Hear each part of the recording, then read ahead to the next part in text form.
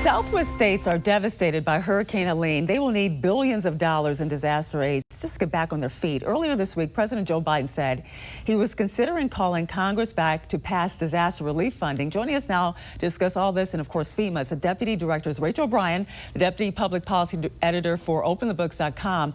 Hi, Rachel. Good morning. Good morning. What is going on with FEMA and money? I mean, some of this is a little bit alarming.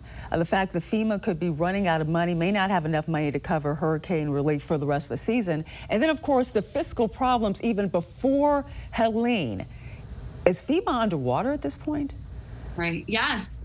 So the most recent report from the Office of the Inspector General found that FEMA's disaster fund had a $6 billion deficit at the end of July.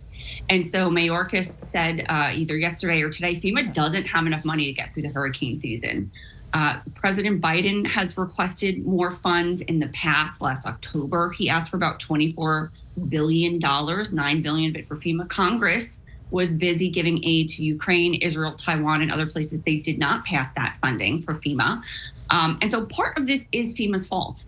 They have this pot of funds of unliquidated obligations that it's referred to. It's to help victims of storms from before 2012. And it's just sitting there. It's not being used. It's money that has been promised, but it's unclear whether it will ever go to help American families. And meanwhile, that money is not right now allowed to use to help victims of Helene or any other hurricane. So it's sort of stuck in purgatory, and FEMA's got to figure out how to get that money out. So why is it stuck? Why is it just sitting there? Is this some sort of a legal requirement? Is it mandated by Congress? I mean, why can't that money move? So the money is not supposed to be sitting that long, and not without a good reason. FEMA is not following their own procedures properly. They're required to use grants by a certain deadline. If that deadline is extended, then FEMA officials have to give a written detailed justification. But they've been holding on to these funds. They've been extending deadlines, sometimes without explanation. So, for example, FEMA set aside billions to help the Northeast recover from Hurricane Sandy in 2012. That money was supposed to be used by 2016. FEMA, for some reason, extended that until 2026, 10 years later. As of last year, $5 billion of that was still sitting there, still unused. They're not making it available for new victims. They're not releasing those funds. The Inspector General, Homeland Security, has said that FEMA has been extending these awards subjectively.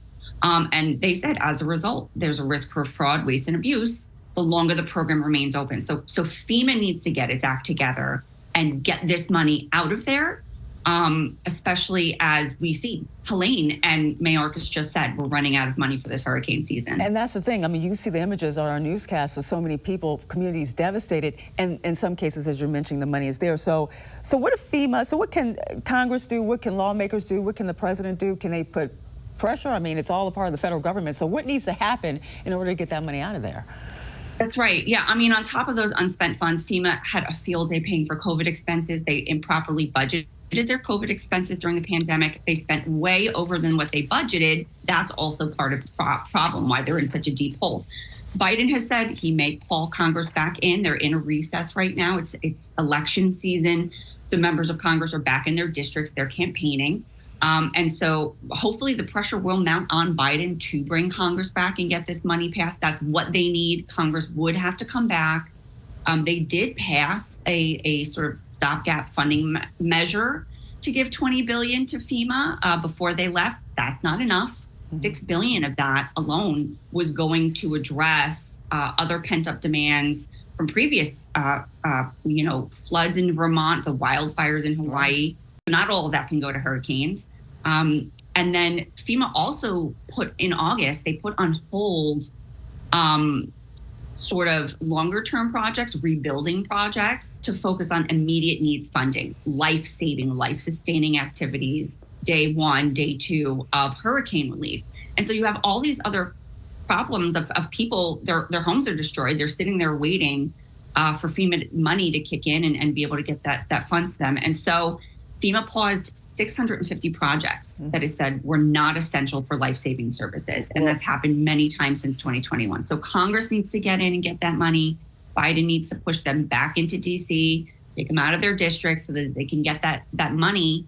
And there also needs to be better practices. This can't happen again. FEMA cannot be holding on to money for floods or hurricanes that happened in 2012 with no plans of dispersing that money. Well, we're all watching to see what's going to happen here. Thanks a lot, Rachel, openthebooks.com.